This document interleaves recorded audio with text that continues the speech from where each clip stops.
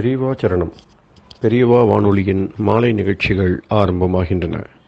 இன்றைய எமது நிகழ்ச்சிகள் நித்திய குரு பாதுகா பூஜா, ஸ்ரீ ரா கணபதி அவர்கள் எழுதிய புத்தகத்தின் ஒளிவடிவம், ஆன்மீக உரை, மகா பெரியவா மகிமை உபன்யாசம். பெரியவா சரணம்.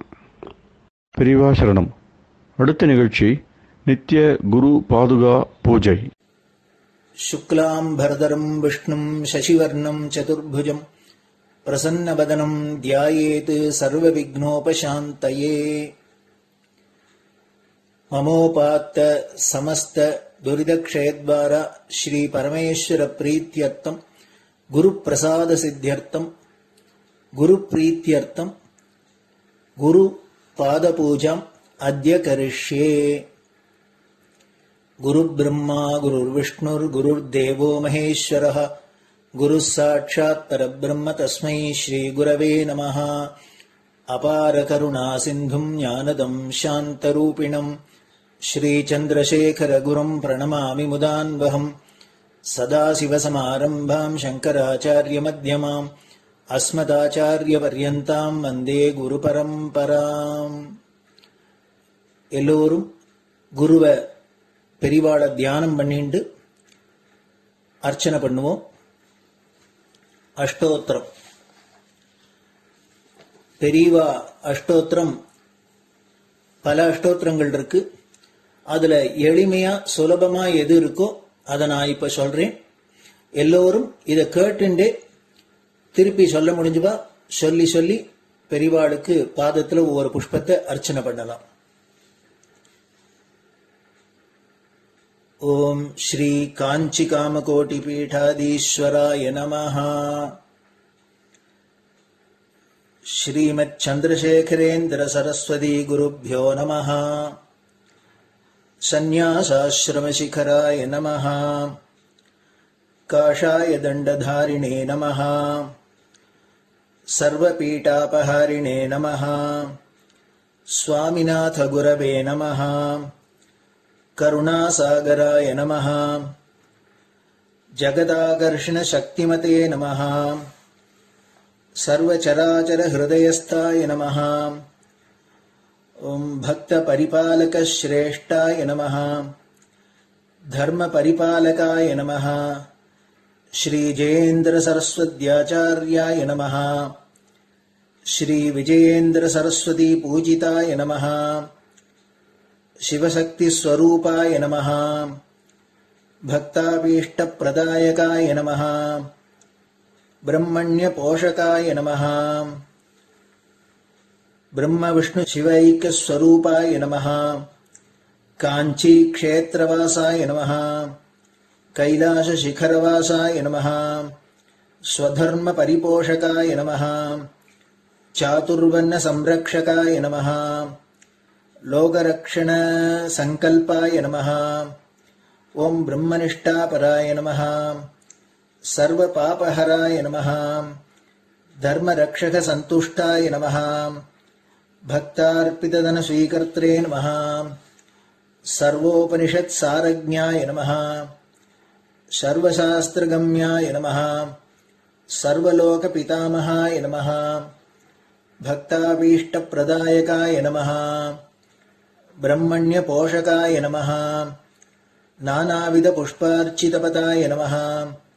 रुद्राक्ष क्रीडधारिणे नमः। भस्मोद्दोलित विग्रहाय नमः। सर्वज्ञाय नमः। सर्वचराचर व्यापकाय नमः।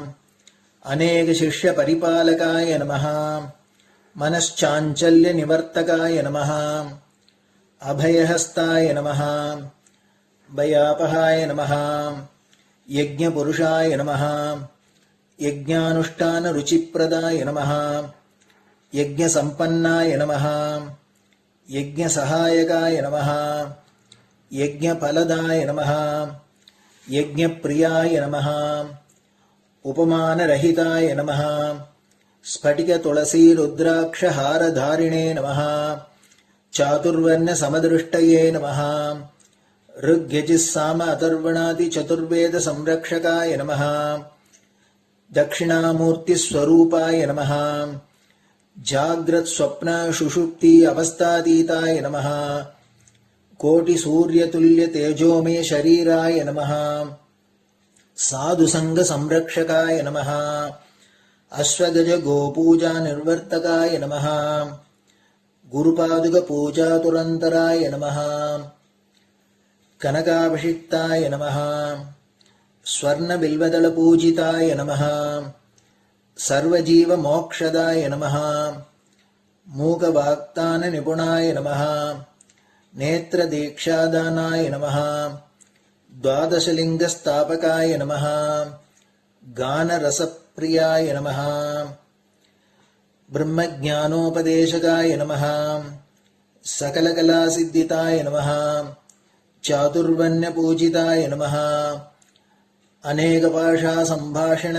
कोविताय नमः अष्टसिद्धिप्रदायकाय नमः ओम श्री शारदामठ सुस्थिताय नमः नित्यान्नदान सुप्रीताय नमः प्रार्थना मात्र सुलभाय नमः पादयात्रा प्रियाय नमः नानाविध मतपंडिताय नमः श्रुति स्मृति पुराणज्ञाय नमः देव यक्ष किन्नर किंपुरुष पूज्याय नमः श्रवणानंदकर कीर्तये नमः दर्शनानंदाय नमः अद्वैतानंदभरिताय नमः अव्याच करुणामूर्तये नमः शैव वैष्णवादिमान्याय नमः श्री शंकराचार्याय नमः दंडकमंडलोहस्ताय नमः वीणा मृदंग सकलवाद्यनाथस्वरूपाय नमः रामकथा रसिकाय नमः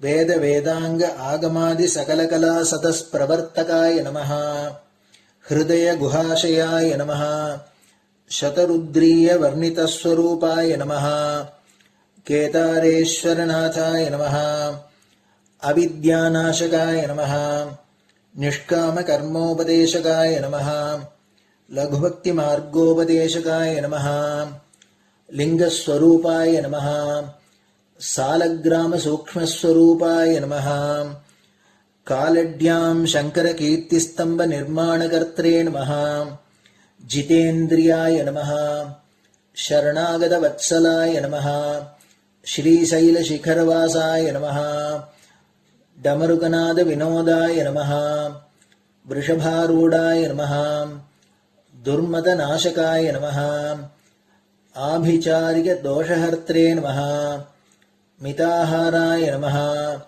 मृत्युविमोचकशक्त्याय नमः श्रीचक्रार्चनतत्पराय नमः दासानुग्रहकारकाय नमः अनुराधानक्षत्रजाताय नमः सर्वलोकख्यातशीलाय नमः वेंकटेश्वरचरणपद्मषट्पदाय नमः श्री महात्रिपुरसुंदरी समेत श्री चंद्रमौलीश्वर पूजाप्रियाय नमः श्रीमच्चंद्रशेखरेन्द्र सरस्वती सद्गुरु परब्रह्मणे नमः गुरुभ्यो नमः परमगुरुभ्यो नमः परमेष्टिगुरुभ्यो नमः परात्परगुरुभ्यो नमः गुरुपरम्पराभ्यां नमः गुरुपादुकाभ्यां नमो नमः.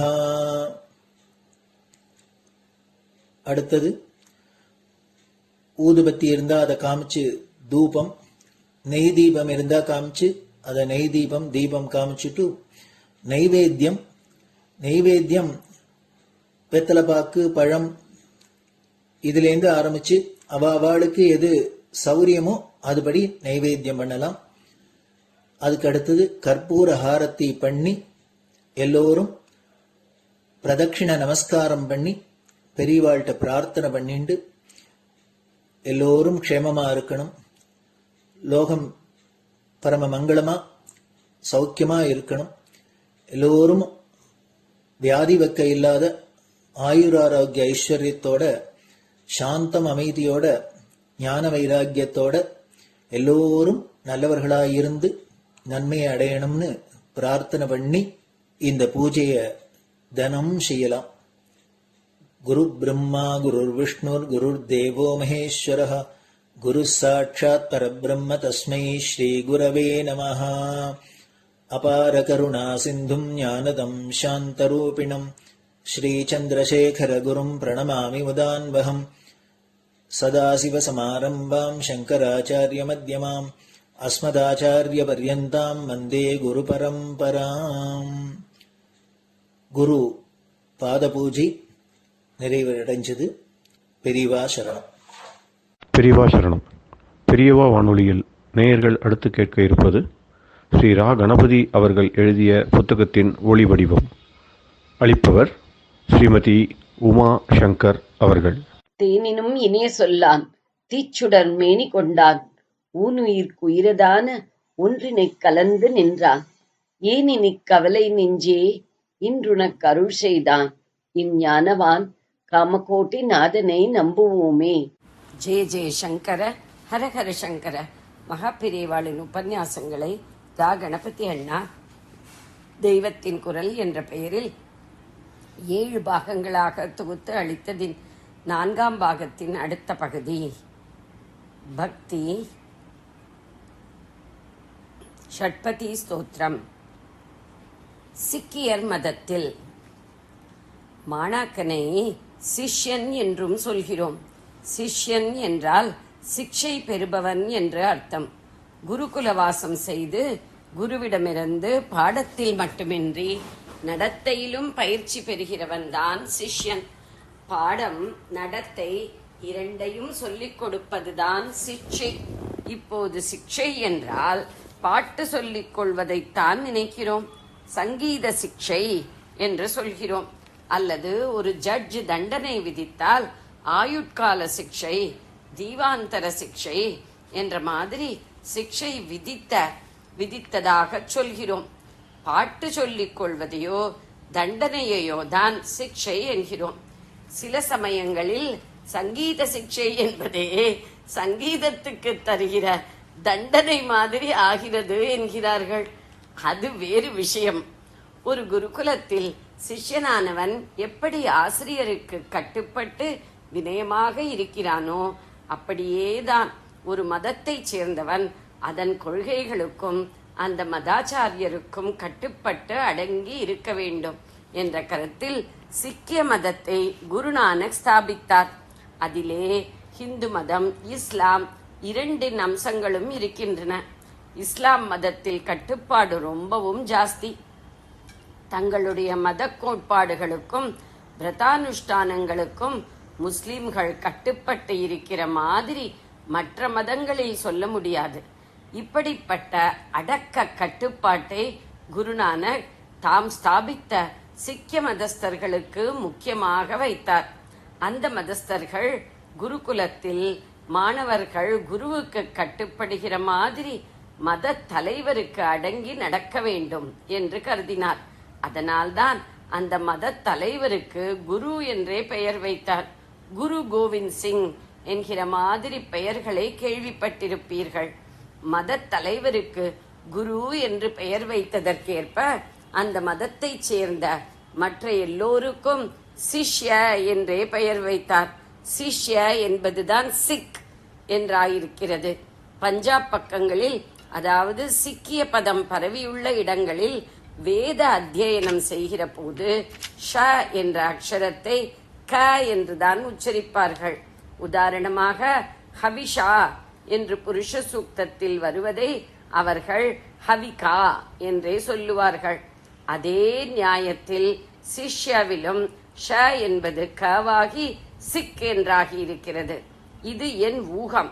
சிக்ஷக என்பது சிக் என்றாகி இருப்பதாகவும் ஊகிக்கலாம். குருதான் சிக்ஷகர், மற்றவர் சிஷ்யர். சவை ஷ ச என்றெல்லாம் வடக்கே மாற்றி விடுவார்கள். கடைசி எழுத்துக்களை முழுங்கி விடுவார்கள். ஆகையால் சிக்ஷக என்பதும் சிக் ஆகிவிட முடியும். வினயம் என்பது மனிதனுக்கு இருக்க வேண்டிய முதல் குணம். அதனால்தான் அவிநயம் அபநய என்றார் நம் ஆச்சாரியாள். அவிநயம் போனால் அடக்கம் வந்துவிடும். இருவித அடக்கம். இந்த அடக்கத்திலே 2 தினசு உண்டு. 2 விதத்தில் மனுஷனுக்கு அடக்கம் ஏற்பட வேண்டும். ஒன்று, இந்திரியங்கள் அடங்கியிருப்பது, அதாவது கண் கண்டதை பார்க்க கூடாது, மனசை விகாரப்படுத்தும் காட்சிகளை அது பார்க்க கூடாது. ஆலய தரிசனம் போல நல்ல காட்சியே பெற வேண்டும். அதே மாதிரி காது அபஸ்மாரமான நாஸ்திகமான சப்தங்களை கேட்கக்கூடாது. நாம கீர்த்தனம், ஸ்தோத்திரம் என்றிப்படியே கேட்க வேண்டும். வாய் சித்த சுத்திக்கு ஹானி உண்டாக்குகிற மது, மாம்சாதிகள், வெங்காயம் மாதிரி பதார்த்தங்களை தின்னக்கூடாது. சத்வ அபிவிருத்திக்கான ஆகாரம், நைவேத்தியமான பிரசாதம் ஆகியவற்றையே சாப்பிட வேண்டும். வாயால் செய்கிற இன்னொரு காரியம் பேச்சு. அது விருதாவிலும் வம்பிலும் சண்டையிலும் செலவாக கூடாது. பகவன் நாமாவை சொல்வதற்கே வாக்கு பிரயோஜனமாக வேண்டும். சரீரம் என்பதை கொண்டு கீழ்த்தரமான சிற்றின்பங்களை பெறாமல் அதை கொண்டு பரோபகாரமே பண்ண வேண்டும். பூஜையும் பிரதட்சிணமும் நமஸ்காரமும் பண்ண வேண்டும். இப்படி இந்திரியங்களை கெட்ட வழியில் போக விடாமல் அடக்கி நல்லதிலேயே கொண்டு வருவது ஒரு விதமான அடக்கம். இதை சமம் தமம் என்று சொல்வார்கள். தலையே நீ வணங்காய் பாடலில் அப்பர் சுவாமிகள் இப்படித்தான் ஒவ்வொரு அவயவத்தையும் பகவத் பரமாக ஆக்குகிறதை சொல்லி இருக்கிறார். சமத்தோடு தமம் என்பதை சேர்த்து சமதமாதி என்று சொல்வதுண்டு. தமம் என்பது மனசை அடக்குவது. 2 விதமான அடக்கத்தில் ஒன்று, வெறுமே இந்திரியங்களை மட்டும் வெளியில் கெட்ட காரியத்தில் போக விடாமல் தடுப்பது. இதுதான் சமம். அடக்கத்தில் 2வது தினுசான தமம் என்பது மனசையே, உள்ளே எழுகிற எண்ணத்தையே அடக்கி விடுவது. ஷட்பதி ஸ்தோத்திரத்தில் மனசை தமம் செய்வாயாக, இந்திரிய விஷயங்களான கானல் நீர் வேட்கையை சமம் செய்வாயாக என்று ஸ்பஷ்டமாக வருவதை கருத்தில் கொண்டு ஸ்ரீசரணர்கள் சமம் என்பது வெளி இந்திரிய அடக்கம் என்றும் தமம் என்பது உள்மனத்தின் அடக்கம் என்றும் விவரித்திருக்கிறார்கள். ஆனால் ஆச்சாரியாலே செய்துள்ள விரிவான ஞான நூலாகிய விவேக சூடாமணியின் 22, 23 ஸ்லோகங்களில் இதற்கு மாறாக மனத்தின் அடங்கிய நிலையே சமம் என்றும் இந்திரியங்களை ஓடாமல் நிறுத்துவதே தமம் என்றும் லட்சணை கொடுத்திருக்கிறது. தாதுப்படி பொருள் பார்த்தால் சமம் தமம் என்ற இரண்டிற்குமே அடக்குதல் என்று மட்டுமே பொருள். அதனால் இவற்றில் இதுதான் மன அடக்கம், இதுதான் புலனடக்கம் என்று வலியுறுத்துவதற்கு இல்லை. சந்தர்ப்பத்தை கருத்தில் கொண்டு பார்த்தால் இங்கு ஸ்ரீசரணாளின் விளக்கமே பொருந்துவது. காரியத்தில் கெடுதல் செய்யாமல் இந்திரியங்களை அடக்கிவிடலாம். ஆனாலும் மனசானது அந்த கெட்டதுகளையே கல்பித்துக் கொண்டு, அதாவது மானசிகமாக அந்த கெடுதல்களை செய்து கொண்டு அதிலே சந்தோஷப்பட்டால் வெளி அடக்கத்தால் ஒரு பிரயோஜனமும் இல்லை. உள்ளடக்கம்தான் தமம் என்பது. ஆனால் இந்த உள்ளடக்கம் சித்திப்பது ரொம்ப சிரமம். முதலில் வெளியடக்கமான சமத்தை பழகி பழகி முன்னேறினால்தான் பிறகு தமம் உண்டாகும். கீதையில் கூட ஓரிடத்தில் 2வது அத்தியாயம் 59வது ஸ்லோகம் பகவான் சொல்லி இருக்கிறார். ஆகாரத்தை விட்டுவிட்ட ஒருத்தனுக்கு இங்கே ஆகாரம் என்கிற போது பகவான் வயிற்றுச் சாப்பாட்டை மட்டுமின்றி கண், காது, மூக்கு, வாய், சரீரம் ஆகியவை அனுபவிக்கிற எல்லா விஷய சுகங்களையுமே குறிப்பிடுகிறார். இப்படி ஆகாரம் பண்ணுவதை விட்டுவிட்டவனுக்கு அனுபோக்கியமான அந்த வஸ்துக்கள் விட்டு போனதோடு சரி. ஆனாலும் அந்த வஸ்துக்களை அனுபோகம் பண்ணுவதில் இவன் அடைந்த ருசியின் வாசனை மட்டும் மனசில் இருந்து கொண்டுதான் இருக்கும். அந்த ருசியும் போய் மனஸ் எப்போது பூர்ண பரிசுத்தமாக ஆகும்? பரமாத்மாவை பார்த்துவிட்டால் அப்புறம்தான் இவனுக்கு வெளி விஷயானுபோகத்தோடு வெளி நுகர்ச்சியோடு உள்ளேயும் ரசானுபோக இச்சை தொலையும் என்கிறார். அப்படியானால் மனசிலிருந்து விஷய வாசனை போனால்தான் பரமாத்ம தர்சனம் கிடைக்கும் என்பது சரியா? அல்லது இங்கே பகவான் பரமாத்ம தர்சனம் கிடைத்தால்தான் மனசிலிருந்தே வாசனை போகும் என்று சொல்வது சரியா? இது என்ன? கல்யாணமானால் பைத்தியம் தெளியும், பைத்தியம் தெளிந்தால் கல்யாணமாகும் என்கிற மாதிரி அல்லவா இருக்கிறது. முதலில் நமக்கு மனசுத்தமாக வேண்டும் என்ற தாபம் இருக்க வேண்டும். மனசிலிருந்து வாசனைகள், பழைய ருச்சிகள் அடியோடு போக வேண்டும் என்ற தாபமும் தவிப்பும் இருக்க வேண்டும். தவிப்பு இருந்தாலும் இது லேசிலே சித்தித்து விடாது. அதற்காக வெளியிலேயாவது இந்திரியங்களால் சுகங்களை அனுபவிக்காமல் சமத்தை அபியாசம் பண்ண வேண்டும். அதிலே முன்னே போக போக தானாகவே கொஞ்சம் கொஞ்சமாக தமமும் கைகூட ஆரம்பிக்கும். மனசிலிருந்தும் வாசனை வேகம் குறைந்து போக ஆரம்பிக்கும். குறையுமே ஒழிய அது பூர்ணமாக தொலைந்து போகாமல் அவ்வப்போது வழுக்கிவிட்டு கொண்டுதான் இருக்கும். உரியடி உற்சவத்தில் வழுக்கு மரத்தில் ஏறுகிறவனின் கதையாக எத்தனை வழுக்கினாலும் நாம் விடாமுயற்சியுடன் மேலே ஏற பார்க்க வேண்டும். இதிலே நம் அந்தரங்க சுத்தத்தை, ஸ்ரத்தையை பார்த்து பரமாத்மாவே நமக்கு கடைசியில் தர்சனம் தருவார். அந்த தர்சனம் ஒன்று சகுணமாக அவனுடைய காருண்ய லாவண்ய மூர்த்தியினுடையதாயிருக்கலாம், அல்லது அரூபத்தில் நிர்குணமாக அவனுடைய ஞானானந்தத்தை நம் ஆத்மாவில் ஆத்மஸ்வரூபமாகவே அனுபவிப்பதாக இருக்கலாம். எப்படியானாலும் கொஞ்சம் அவ்வப்போது ஜாடை மாடையாக அந்த தர்ஷன ருஷி கிடைத்து விட்டதானால் போதும். அப்புறம் இந்த மனஸ் ஒரு நாளும் அதை விட்டுவிட்டு மற்ற ருஷிகளில், வாசனைகளில் ஆழ இறங்கி முழுகி போகாது. அதற்கப்புறம் வழுக்கல் இருக்காது. சமம் தமம் என்பனவற்றை சமாதி ஷட்க சம்பத் என்பதாக ஆத்ம சாதகனுக்கு இருக்க வேண்டிய 6 சம்பத்துகளில் நம் ஆச்சாரியாள் வைத்திருக்கிறார். சமத்தோடு சேர்ந்த நிலைதான் சாந்தி, தமத்தோடு சேர்ந்த நிலை தாந்தி எனப்படும். இப்போது சாந்தி என்ற வார்த்தை நம் எல்லோருக்கும் தெரிகிறது. தாந்தி என்ற வார்த்தை அவ்வளவாக தெரியாது. மடத்து ஸ்வஸ்தி வச்சனம் தெரிந்தவர்களானால் அதிலே ஆச்சாரியாளை சொல்கிற போது சாந்தி தாந்தி பூம்னாம் என்று வருவதை கவனித்திருப்பீர்கள். ஷட்பதி ஸ்தோத்திரத்தில் பகவத் பாதாள் பகவானிடம் சாந்தி தாந்தி இரண்டையும் பிரார்த்திக்கிறார். மன அடக்கம், புலனடக்கம் இதுகளுக்கு முந்தி எளிமையோடு பணிவாக இருக்கிற அடக்க குணம் இருக்க வேண்டும். சமம் வேணும், தமம் வேணும் என்று பகவானிடம் வேண்டிக் கொள்ளவே அடக்க குணமான வினய மனப்பான்மை இருந்தால்தானே முடியும். அதனால் முதலில் அவிநயம் அபநய என்று ஆரம்பித்தார்.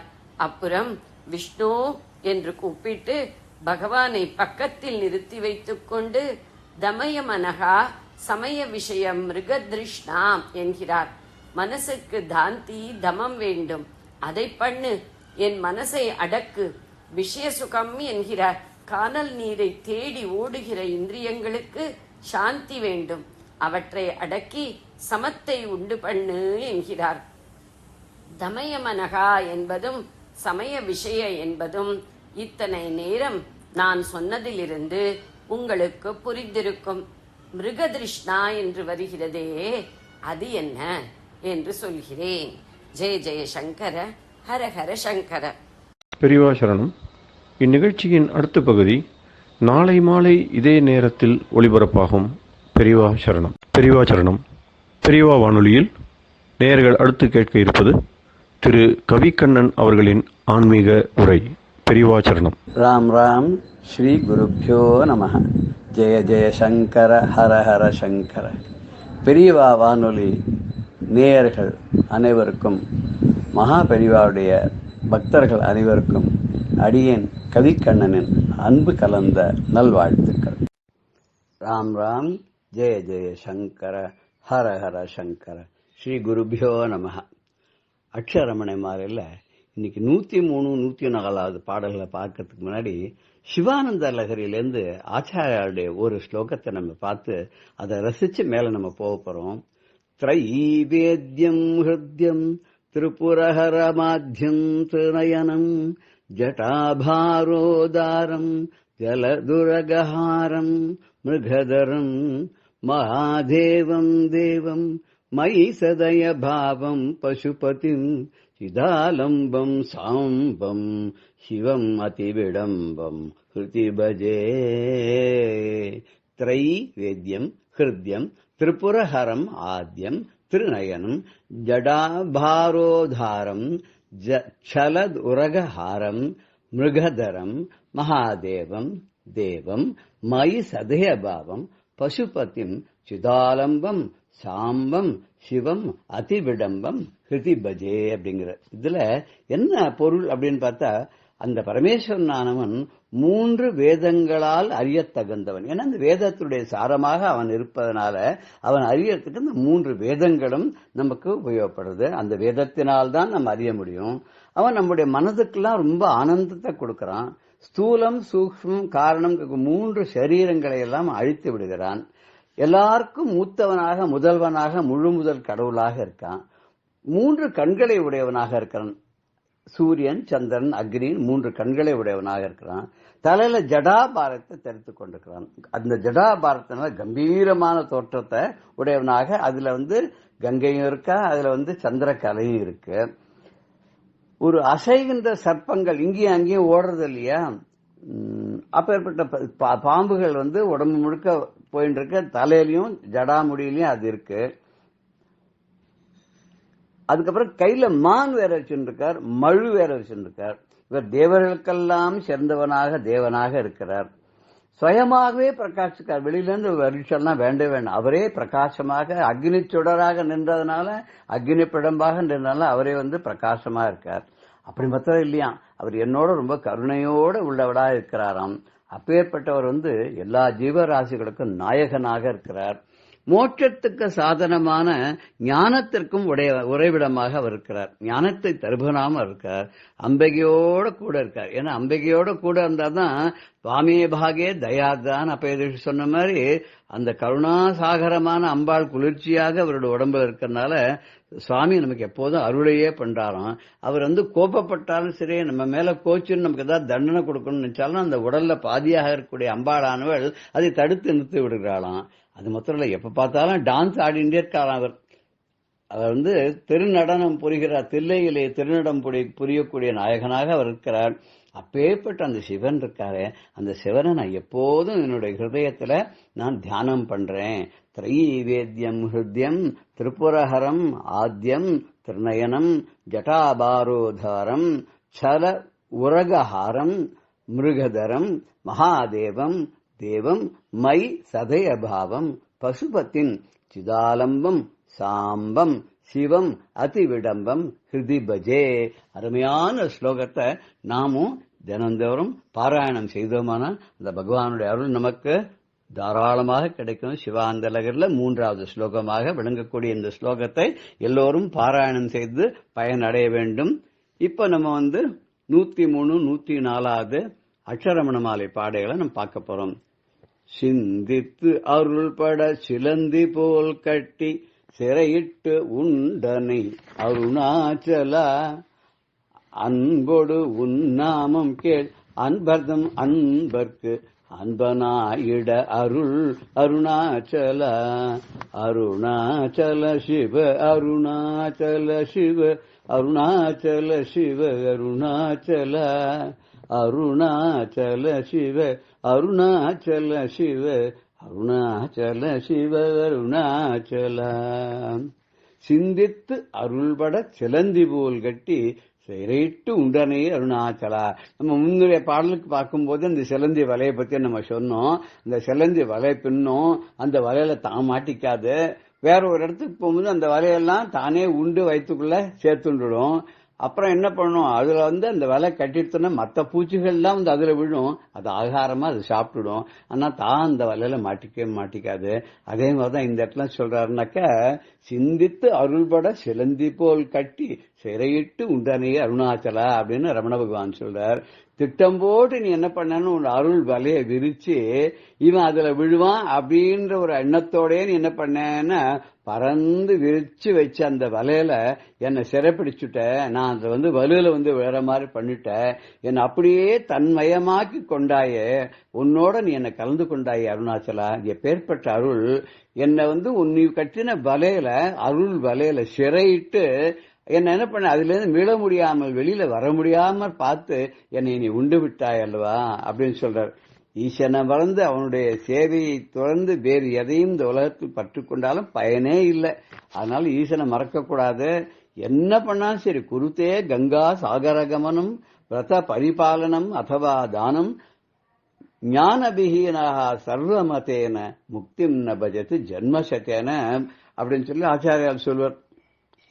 என்ன அர்த்தம்னா, 1000 கோடி பிறவி எடுத்தாலும் சரி, சூரியனே வெட்கப்படக்கூடிய அந்த மேனியனான ஈஸ்வரன் இருக்கானே, எல்லா நோயையும் தீர்க்கக்கூடியவனா இருக்கானே, நுண் அறிவாளனாக இருக்கிறானே, அவனுடைய தூய சீரடிய துதிக்க மறந்து போயிட்டோம்னு சொன்னா நமக்கு என்னன்னைக்கு கஷ்டம்தான் வருங்கிற. 1000 கோடி பிறவிகள் எடுப்பினும் ஞாயிறு வெட்கும் மேனியன் ஈசனின் நோயினை அகற்றும் நுண் அறிவாளன் தூய நற்சீரடி துறந்திட துயரே அப்படிங்கிற. அடியாரை ஆட்கொள்ள ஆண்டவன் எத்தனை அவதாரங்கள் இருக்கிற அப்படின்னா, அவன் அந்த அவதாரங்கள் ஒன்னொன்னும் செய்யறதுதான் திருவிளையாடல்.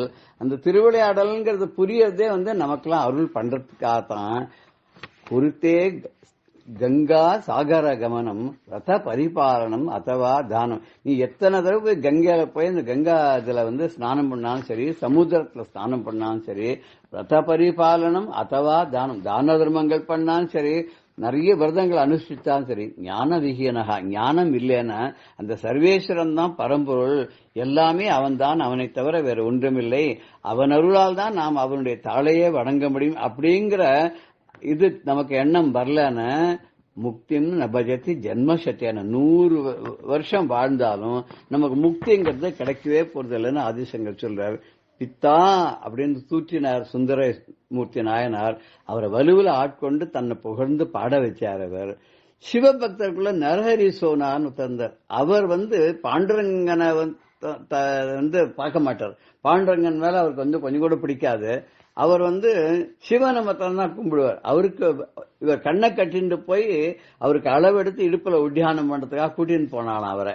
அங்க போன அவர் சுவாமியை தொட்டு பார்க்கும்போது சிவலிங்கம் மாதிரி இருக்காராம், கண்ணை திறந்தா பாண்டுரங்கன் மாதிரி இருக்காராம். அப்புறம் அவருக்கு ஞானம் வரும்படியாக போதனை செய்து 2 பேரும் ஹரி ஹரன் ரெண்டும் ஒண்ணுதான்னு சுவாமி பாண்டுரங்கன் அவருக்கு சொன்னாராம். அதே மாதிரி காளிதாசனையும் காளமேகத்தை கூட தன்னை போற்றி பாடும்படியா யார் பண்ணா? அந்த அன்னை பராசக்தி தான் பண்ணா. நாமதேவருடைய கர்வத்தை எல்லாம் அடக்கி ஒரு சிவனடியார்கிட்ட போய் அனுப்பி வச்சு அவர்கிட்ட குருவாக உபதேசம் வாங்கி கொண்டு வரும்படியாக பாண்டுரங்கன் பண்ணான். அதுக்கப்புறம் தான் மோட்சம் அப்படின்ட்டார். நீ என்னதான் எனக்கு நண்பனாக இருந்தாலும், என்னோட நீ சரளமாக பழகினாலும் என்னாலும் உனக்கு மோட்சத்தை தர முடியாதுப்பா. உனக்கு மோட்சத்தை யார் தரணும்னா அந்த குரு தான் தரணும்னு சொல்லி அனுப்பிச்சு வச்சார் இல்லையா? அப்பேற்பட்ட குருவுக்கெல்லாம் குருவாக தட்சிணாமூர்த்தியாக இருக்கக்கூடிய அந்த சிவனா இருக்காரு அந்த பரமேஸ்வரன். அவர் என்ன பண்ணாரான்? ரமண பகவான் சொல்ற பிரகாரம் வலு கட்டாயமாக வலை விரித்து, சிலந்தி வலை மாதிரி வலை விரித்து அதுல மாட்டிக்கும்படியா பண்ணி அப்படியே என்னை உண்டு விட்டாய். எப்படி சிலந்தி பூச்சியை உண்ற மாதிரி என்னை உண்டு விட்டாய், உண்மயம் ஆக்கி கொண்டு விட்டாய், உன்னோடு என்னை கலந்து விட்டாய் அருணாச்சலா அப்படிங்கிறார். அடுத்த பாடல் சொல்லும்போது, அன்போடு உன்னாமம் கேள் அன்பர்தம் அன்பர்க்கு அன்பனாயிட அருள் அருணாச்சலா. உன்னுடைய பஞ்சாட்சரமாகிய அருணாச்சல அப்படிங்கக்கூடிய திருமந்திரத்தை, நமச்சிவாயங்கிற மந்திரத்தை அன்போடு கேட்டு மகிழக்கூடிய உன் அடியார்கள்லாம் இருக்கா இல்லையா? அன்போடு உன் நாமம் கேள் அன்பர்தம், அதாவது உன்னுடைய நாமத்தை திருநாமத்தை அன்போடு சந்தோஷமா கேட்டு அதுல மனதை ஈடுபடுத்தி சந்தோஷமாக லயித்து அதையே உருவேற்றி கடைசியில உன்னையே அடையணும்னு நினைக்கிறாள் அந்த அன்பர்கள்லாம் இருக்காளே. அப்பேற்பட்ட உன்னுடைய அடியார்கள் இருக்காளே, அந்த அன்பருக்கெல்லாம் நான் அன்பனாக இருக்கணும், எப்போதும் நான் சத்சங்கத்திலேயே இருக்கணும். அப்படிப்பட்ட ஒரு நிலையை அருளை நீ எனக்கு பண்ணணும். சத்சங்கத்வே நிசங்கத்துவம், நிசங்கத்வே நிர்மல தத்துவம், நிர்மல தத்துவே அப்படின்னு வரிசையா சொல்லிட்டு நிச்சலமான மனசு விடுறது. ஒரு இது சத்சங்கத்துல சேர்ந்தான அது இல்லாத சத்சங்கத்தே நிசங்கத்துவம், மற்ற சங்கங்கள்லாம் நமக்கு இல்லாத போயிடுறது. அப்ப மனசு ஒரு நிலைப்படுறது, நிர்மோகத்துவம் வந்துடுது. மோகமில்லாத நிலை வரும்போது நம்ம பாரபட்சம் இல்லாத எல்லாத்தையும் அன்பையே நம்ம காட்டுறோம். அப்ப அன்பே ஆகும்போது நம்ம பகவானுடைய தன்மயமாக நம்ம ஆகிவிடுகிறோம். அப்படி உண்மை அன்பர்களையே நான் நாட வேண்டும். ஒருமையுடன் உனது திருமலரடி நினைக்கின்ற உத்தமர்தம் உறவு வேண்டும்னு வள்ளலார் கேட்ட மாதிரி எப்போது ஏகாகிர சித்தத்தோட உன்னுடைய திருவடிகளையே நினைக்கக்கூடிய உத்தமர்களுக்காலே அவளுடைய உறவு எனக்கு வேணுங்கிறத தான் இங்கேயும் ரமண பகவான் சொல்ற உன்னுடைய பஞ்சாட்சரமான அருணாச்சலங்கிற திருமந்திரத்தை எப்போதும் அன்போடு கேட்டு மகிழக்கூடிய உன்னுடைய அடியார்கள் இருக்கா இல்லையா, அந்த அடியார்களுக்கெல்லாம் உன்னுடைய அன்பர்களுக்கெல்லாம் நான் என்னென்னைக்கும் அன்பனாக இருக்கும்படியாக எனக்கு நீ அருள் பண்ணணும் அப்படின்னு சொல்றார். செய்ய தமிழ் பாமாலையும் கொண்டு சென்று பொய்யும் மெய்யும் இயம்ப வைத்தாய் இதுவோ உன் அருளேன்னு விராம்பட்டவர்கிட்ட சொல்வார். நான் உன்னை தொழாத உன்னை பாடாத யார்யார்த்தையோ போய் தமிழ்ல அழகா அவள்லாம் பாடி காடி நிக்கிறேனே, இதுதான் உன்னோட அருளா, என்னை நீ மாத்த மாட்டியா அப்படின்னு கேட்கிறார். பஜகோவிந்தத்துல ஆச்சாரியார் சொல்லும்போது யோகரதோவா போகரதோவா சங்கரதோவா சங்க விஹீனஹா எஸ்ய பிரம்மணி ரமத்தே சித்தம் நந்தத்தி நந்தத்தி நந்தத்தேவ. அதாவது நீங்க யோகத்துல இருந்தாலும் சரி, போகத்துல இருந்தாலும் சரி, நல்ல சத்சங்கத்துல இருந்தாலும் சரி, அந்த சத்சங்கம் கிடைக்காதவனா இருந்தாலும் சரி, யாருடைய மனமானது எப்போதும் அந்த பிரம்மத்திலே லயித்திருக்கிறதோ, அந்த பரம்பொருள் கிட்ட நிலைத்து இருக்கிறதோ, அந்த பரமாத்மா கிட்டே என்றென்றும் ஒன்றி இருக்கிறதோ, அவளுக்கு சந்தோஷம்ங்கிறது எப்பவும் இருக்கும். நந்தத்தி நந்தத்தி நந்தத்தியவர் 3 தடவை சொல்றார். அவன் சந்தோஷமா இருப்பான், ஆனந்தமா இருப்பான், ஆனந்த வெள்ளத்துல சாகரத்துல மூழ்கி எழுந்திருப்பான். அவனுக்கு அதுக்கு இணையா வேற எதுவுமே அவனுக்கு தெரியாது அப்படின்னு சொல்லிட்டு பஜகோவிந்தத்துல சொல்றார், ஆச்சாரியால் சொல்றார். அருமையான இந்த ஸ்லோகத்தில் நமக்கு உணர்த்துது என்னன்னா, நம்ம பகவான்கிட்ட என்றென்றும் ஒன்றி விட வேண்டும் அப்படிங்கிறது தான். அப்படி சுரமந்திர தரு மூல நிவாசகா சையா பூஹு தரு ஜனிதம் வாசகா சர்வம் பரிகிரக போகத்தியாக கசிய சுகம் ந கரோத்தி விராக.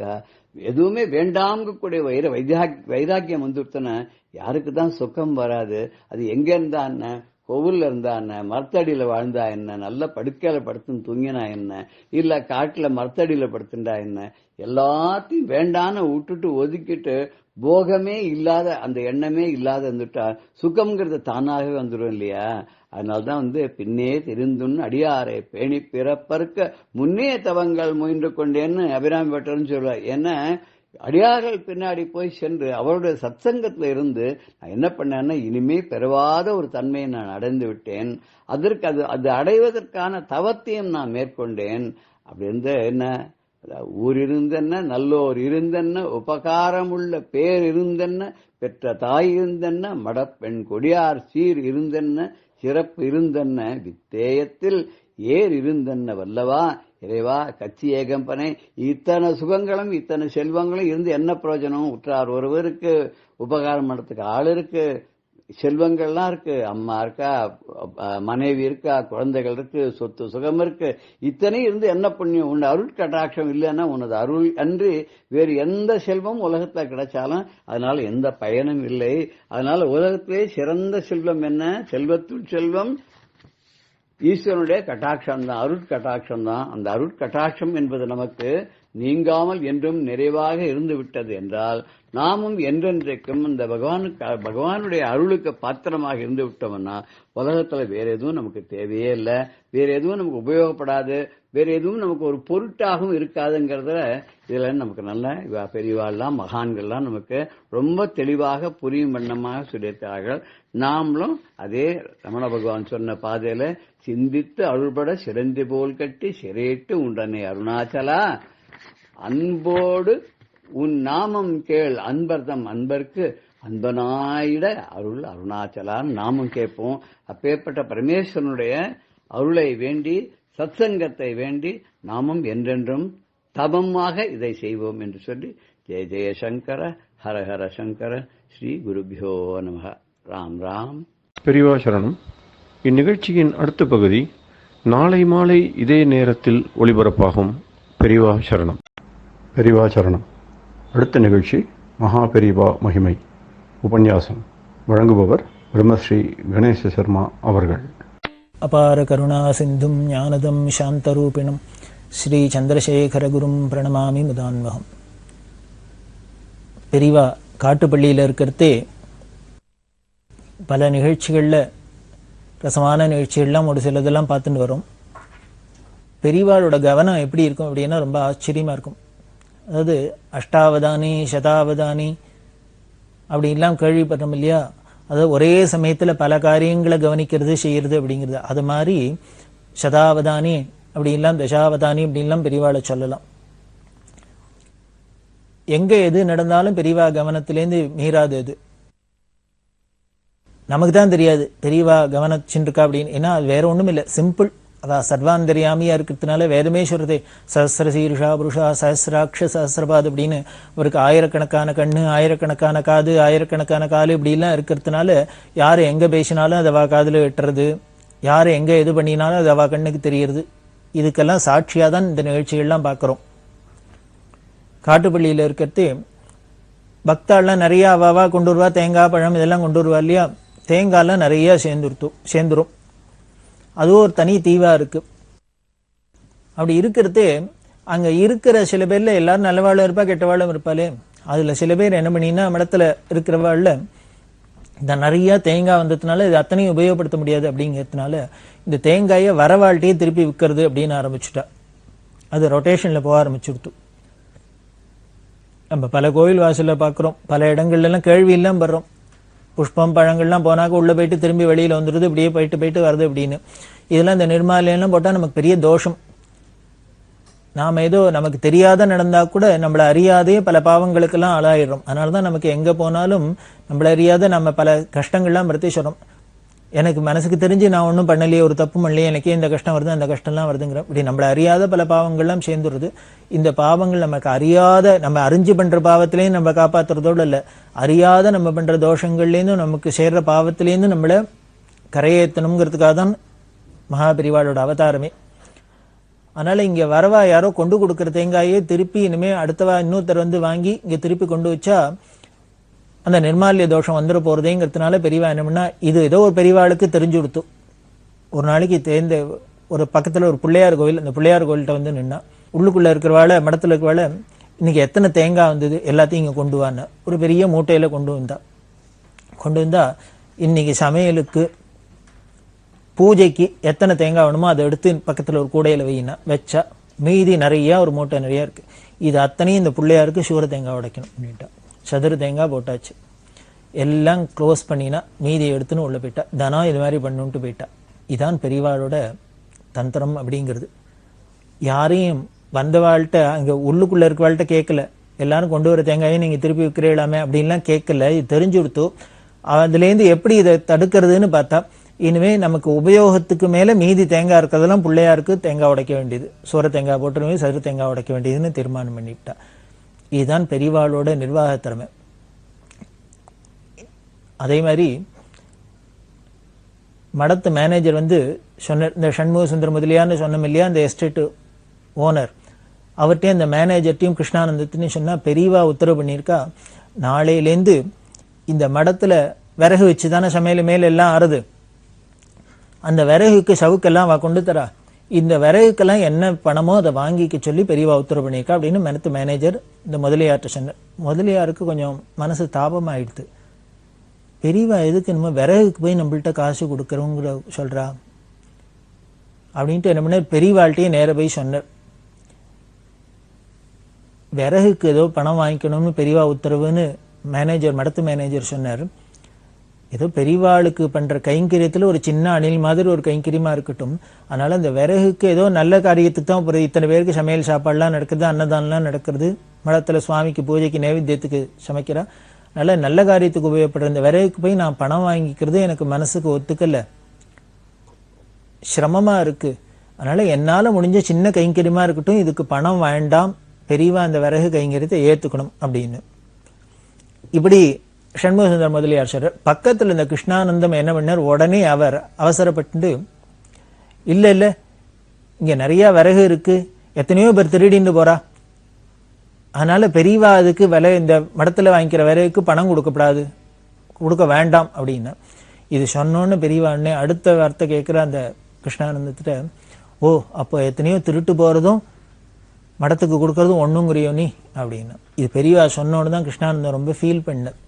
என்ன நம்ம அவசரப்பட்டுன்னு ஏதோ வார்த்தையை விட்டுட்டோம், எதையோ பேர் திருட்டு போடுது, அதனால அது திருட்டு போறது இருக்கட்டும், எத்தனையோ போறதுனால மடத்துக்கு கொடுக்கலாம் அப்படின்னா திருட்டு போறதும் மடத்துக்கு கொடுக்கறதும் ஒண்ணும் நீ சொல்றியோன்னு பெரியவா கேட்டோன்னு அவருக்கு ரொம்ப சங்கோஜமா எடுத்து உட்காந்து. இல்ல நான் அந்த அர்த்தத்துல சொல்ல, தவறுதலாக அந்த வார்த்தையை உபயோகிச்சுட்டேன். எத்தனையோ போயின்னு இருக்கு, அதுக்கெல்லாம் நம்ம ஒன்றும் பண்ண முடியல. அப்படி கண்ணுக்கு தெரியாத எத்தனையோ விரயமாகறதே இது கண்ணுக்கு தெரிஞ்சு ஒரு நல்ல காரியத்துக்கு உபயோகப்படுறதே, அதுக்காக அப்படி அந்த பாவத்தில் தான் சொன்னேன், நான் தப்பா சொல்லலை அப்படின்னு பெரியவா சிரிச்சுட்டு, இல்லை இல்லை சொன்னேன், நீ சொன்னதுக்காக நான் பதில் சொன்னேன் அப்படின்னு. உடனே பணம் வாங்கிக்க மாட்டேன் அப்படின்னு அவர் சொல்ல, பெரியவா சரி கைங்கரியமா இருக்கட்டும் அப்படின்னு அதை சொல்லிட்டா. இப்படி எந்த ஒரு விஷயமா இருந்தாலும் பெரியவா பார்த்து பார்த்து பார்த்து விரைவுக்கு பணம் கொடுத்தியா, முளைக்காரந்தங்கிறதுக்கு இடம் ஏற்பாடு பண்ணி கொடுத்தேளா, இனிமேல் சமுத்திரத்தில் குளிக்க போனா அவளாம் யாருக்கான ஏதான ஒரு விபத்து ஏற்பட்டுனா அதை காப்பாற்றுறதுக்கு ஆள் வச்சியா, இந்த சாமான்கள்லாம் பட்டுவாடா ஒழுங்காக நடக்கிறதா, இப்படிலாம் பார்த்து பார்த்து பார்த்து தான் மடத்தை நிர்வாகம் பண்ணிட்டு அப்படிலாம் பண்ணுறது பெரியவாளோட சாமர்த்தியம். அப்படின்னு எல்லா காரியத்தையும் ஒன்றா பார்த்துட்டே இருக்கிறது. இதுக்கு நடுப்புற தன்னோட பிரம்ம நிஷ்டையிலையோ ஜபத்திலையோ தபஸ்லையோ எதுலேயும் குறவில்லாதையும் ரெண்டுத்துலேயும் இருக்க முடியும். அப்படின்னா உள்ள வெளியில ரெண்டுத்துலேயும் உயர்ந்த ஸ்திதியில் இருக்க முடியும்னா அது பெரியவாளால் இருக்க முடியும். அப்படி இருக்கிற பெரியவா இங்கே இருந்துருக்கிறதே பிக்ஷாவந்தனம் பண்ணுறதே மடத்தில் ஒரு வழக்கம். தங்க கிண்ணத்தில் தேனை நிரப்பி அதில் தேங்காயை வச்சு பெரியவாளுக்கு பிரார்த்தனை பண்ணி யாரும் பிக்ஷாவந்தனம் பண்ணாலும் அவள் கொடுத்து இப்படிலாம் பண்ணுறதுங்கிற ஒரு சம்பிரதாயம். இந்த சண்முக சுந்தர மொழியாருக்கு ஒரு ஆசை, அவர்கிட்ட இருந்த தங்க கிண்ணத்தில் எப்பொழுதுமே இப்போ இன்னைக்கு என்ன பண்ணுவாங்கன்னா மடத்திலேயே ஒரு தங்க கிண்ணம் இருக்கு, அதனால அதில் தேனை நிரப்பி அதில் தேங்காயை வச்சு பிரார்த்தனை பண்ணுற வழக்கம். இந்த முதலியாருக்கு ஆசை, தன் வீட்டில் இருந்த தங்க கிண்ணத்தை கொண்டு வந்து அதில் தேனை நிரப்பி தேங்காயை வச்சு பெரியவாளுக்கு பிக்ஷாவந்தனம் சொல்லி அப்படியே பெரியவாளுக்கு அர்ப்பணம் பண்ணிவிடணும், மடத்துக்கு அர்ப்பணம் பண்ணிவிடணும் தங்க கிண்ணத்தை அப்படின்னு. அது பெரியவாள்கிட்ட வந்து சொன்னார், இந்த மடத்தில் இருக்கிற தங்க கிண்ணத்திலேயே தேனை ரொப்பி கொடுக்கறத விட நான் ஆற்றுலேருந்து அந்த தங்க கிண்ணத்தை கொண்டுறேன், அதை பெரியவாளுக்கு அர்ப்பணம் பண்ணணும்னு ஆசைப்படுறேன், ஏற்றுக்கணும்னா பெரியவா சிரிச்சுட்டே சொல்றா. அப்போ கோல்டு கண்ட்ரோல் அதெல்லாம் ஆக்ட் இருந்த காலம். அரசாங்கத்தில் சட்டம் போட்டிருக்கா, வந்து ஏதோ நகைகளாக வச்சுக்கலாம், மற்றபடி தங்கத்தில் பாத்திரம் பண்ணலாம் வச்சுக்கூடாதுன்னு சொல்லிக்கிறதுனால ஆற்றுல இருந்தாக்க ஏதானே இடைஞ்சலாக இருக்குமே, நீங்கள் மடத்தில் கொண்டு கொடுத்துடலான்னு பார்க்குறையாக்கும் தங்க கிண்ணத்தை அப்படின்னா மௌலியாருக்கு ஒரு மாதிரி சங்கோஜமாக போயிடுது. இல்லை இல்லை அப்படி அந்த பாவத்தில் இல்லை, எனக்கு பெரியவாளுக்கு அர்ப்பணம் பண்ணணும்னு ஆசை, அதனால தான் கொடுக்குறேன்னு. பெரியவா இல்லை இல்லை நானும் சும்மா விளையாட்டுக்கு சொன்னேன், நீ இந்த தங்க கிண்ணத்தை கொடுத்தீங்கன்னா உனக்கும் நல்லதாக போச்சு எனக்கும் நல்லதாக போச்சு அப்படின்னு சொல்லி அப்புறம் இந்த தங்க கிண்ணத்தை வாங்கிண்டா. இது எதுக்கு பெரியவா வாங்கிண்டான்னு, அந்த வருஷம் இந்தியா பாகிஸ்தான் யுத்தம் நடந்தது. அந்த யுத்தம் நடக்கிறதே அதுக்காகவும் பல விஷயங்களை பெரியவா சொல்லியிருக்கா. அந்த யுத்தம் நடந்த சமயத்தில் நமக்கு வெற்றி ஏற்படணும் அப்படிங்கிறதுக்காக ஹனுமான் சாலிசா அப்படின்னு பெரிய கோஸ்வாமி துளசிதாஸ் அப்படிங்கிற மகான் பண்ணினது, ஆஞ்சநேயர் மேலே பண்ணின ஸ்லோகம் 40 ஸ்லோகம். அந்த ஹனுமான் சாலிசாவை எல்லாரும் படிக்கணும் அப்படின்னு, நாட்டில் எல்லாரும் படிக்கணும், இந்த ஹனுமான் சாலிசா பாராயணம் பண்ணாலே நமக்கு நிச்சயம் வெற்றி ஏற்படும் அப்படின்னு. ஏன்னா வெற்றியெல்லாம் கிடைக்கணும் அப்படின்னா ஆஞ்சநேயர் சுவாமி தான் பார்க்குறோம். ராமர் விஜயராகவனா அப்படி வெற்றியை ராவண சம்ஹாரம் பண்ணி வெற்றியோடு இருந்தார் அப்படின்னா அதுக்கு காரணம், முக்கியமான காரணம் ஆஞ்சநேய சுவாமி தானே. அதனால ராமருக்கே வெற்றியை தேடி கொடுத்த ஆஞ்சநேயர் நமக்கெல்லாம் கொடுக்க மாட்டாரா, நமக்கும் அவசியம் கொடுப்பார். அதனால தான் இந்த ஹனுமான் சாலிசாவல் மூலியமா ஆஞ்சநேயர் பிரார்த்தனை பண்ணி நம்ம வெற்றி அடையணுங்கிறதுக்காக பெரியவா ஹனுமான் சாலிசா படிக்கிறதுக்காக ஏற்பாடு பண்ணி உபதேசம் பண்ணி அதை லட்சக்கணக்கான பிரதிகள் போட்டு எல்லாருக்கும் கொடுத்தா. இன்னைக்கு ஹனுமான் சாலிசா அப்படின்னு உலகத்துல எல்லார் வீட்டுக்கு வீடு கேசட்ல கேட்குறோம், செய்டியில கேட்குறோம், அத்தை பண்றோம் இத்த பண்றோம் பாராயணம்லாம் பண்றோம்னா அதுக்கு அந்த 65ஆம் வருஷம் பெரியவா பண்ணினது தான். இந்த ஹனுமான் சாலிசா பாராயணம் பண்ண சொல்லியிருந்தா. அதுக்கு ஏத்தாப்புலேயும் இன்னும் பல விஷயங்கள்லாம் பெரியவா சொல்லியிருந்தா. மன்னி சுக்த முதலான ஹோமங்கள்லாம் பண்ணி இது பெரியவாளோட அந்த அனுகிரக விசேஷத்தினால நமக்கு வெற்றியும் ஏற்பட்டது.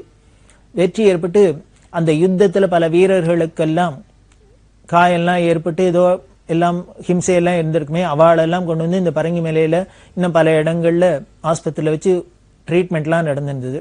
பெரியவா இப்போ என்ன பண்ணால் அந்த சண்முக சுந்தர மொழியார் தங்க கண்ணம் கொடுத்தார்.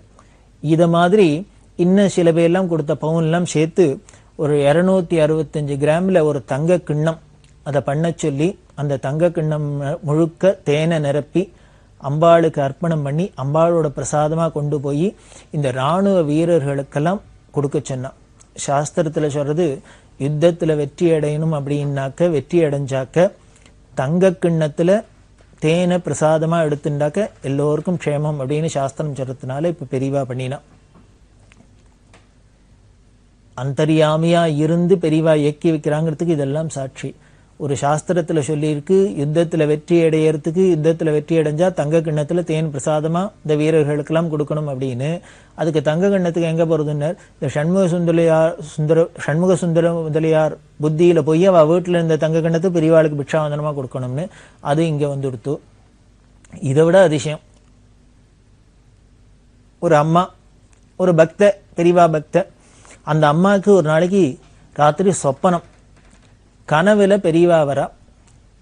கனவுல பெரியவா வந்து தரிசனம் பண்றதே, தரிசனம் கொடுக்கறதே, இந்த அம்மா தரிசனம் பண்ற இந்த ஸ்திரீ என்ன பண்றா, தங்க கிண்ணத்துல பழம் எல்லாம் வச்சு பெரியவாளுக்கு அர்ப்பணம் பண்றாப்புல சொப்பனம் கண்டா. முழிச்சுன்னுட்டா.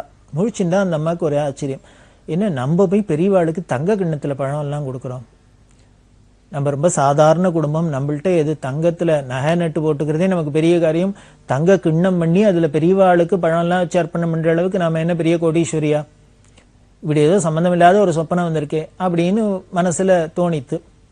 அடுத்த நேரம் பெரியவாள்கிட்ட தரிசனத்துக்கு வரத்தே இந்த கனவை சொன்னா, நான் ஒரு அதிசயமா ஒரு கனவு கண்டேன் அப்படின்னா. என்ன கனவு அப்படின்னா, பெரியவாளுக்கு தங்க கிண்ணத்துல பழம் கொடுக்குறாப்புல கண்டேன் அப்படின்னா. பெரியவான்னு சிரிச்சுன்னு, அப்படியா, சொப்பனத்துல கண்டபடியே பண்ணேன் அப்படின்னா. அந்த அம்மா சொன்னா, நான் சொப்பனத்துல தான் பெரியவாளுக்கு தங்க கிண்ணம் கொடுக்க முடியுமே வழிய, எனக்கு இப்போ தங்க கிண்ணம் நேரெல்லாம் கொடுக்குறாப்புல எனக்கு வசதி இல்லை அப்படின்னு சொல்ல, பெரியவா உடனே வசதி வந்தாக்க அன்னைக்கு பண்ணேன் அப்படின்னா. இது அதோட முடிஞ்சு போயிடுத்து. இந்த அம்மா வந்துட்டா, ஏதோ பெரியவா சொல்றா, நல்ல வார்த்தையா சொல்றா, இருக்கட்டும் அப்படின்னு. இப்போ இனிமே நமக்கு தங்க கிண்ணம் கொடுக்குறவனுக்கு இன்னைக்கு வசதி வரப்போகுது, இருக்கலாம் பார்த்துக்கலாம்னு வந்துட்டா. ஆனா அதிசயமா என்னன்னா, இந்த நிகழ்ச்சி நடந்ததுக்கு அப்புறம் சில நாட்கள்ல இந்த அம்மாவோட உறவுகாரர் பெரியப்பாவை யாரோத்தர், அவர் காலமாயிட்டார். அவர் பெரிய கோடீஸ்வரர், அவருக்கு சந்ததிகள் இல்லை.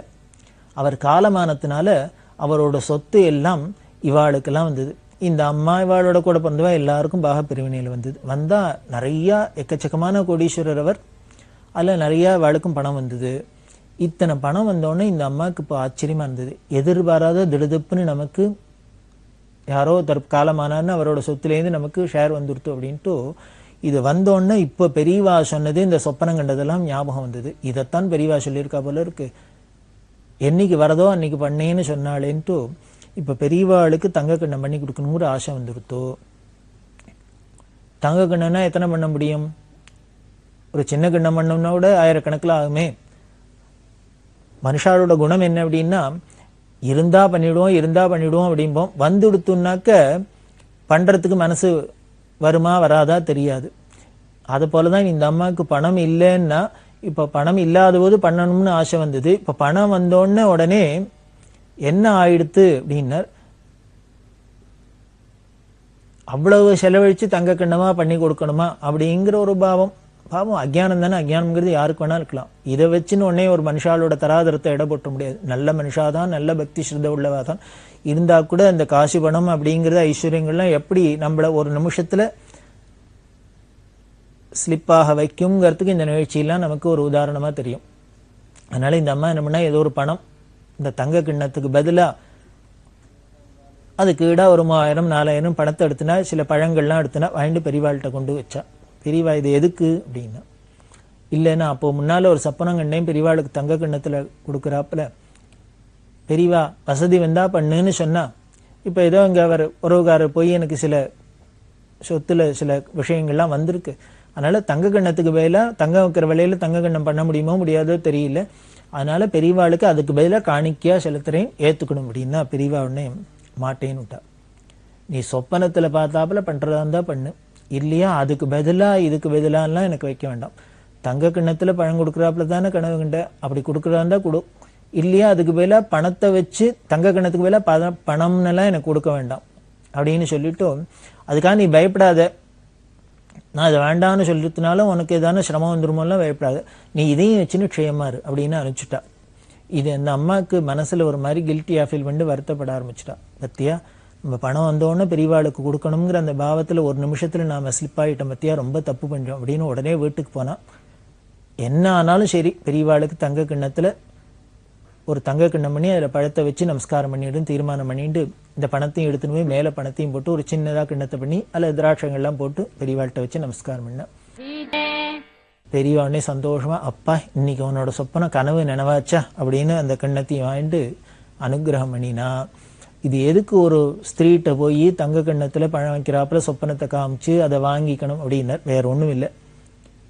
இந்த 265 கிராம் தங்கத்துல கிண்ணம் பண்ணி இந்த சிப்பாய்களுக்கெல்லாம் தேன் கொடுத்தா பிரசாதம் கொடுக்குறான்னு பார்க்க போறோமே, இதுக்காக பெரியவா இப்படி இல்லாமும் தங்கம் கலெக்ட் பண்ணியிருக்கா இல்லையா? இவரோட சன்னியாசி வேற எங்க போவார் தங்க கிண்ணத்துக்கு?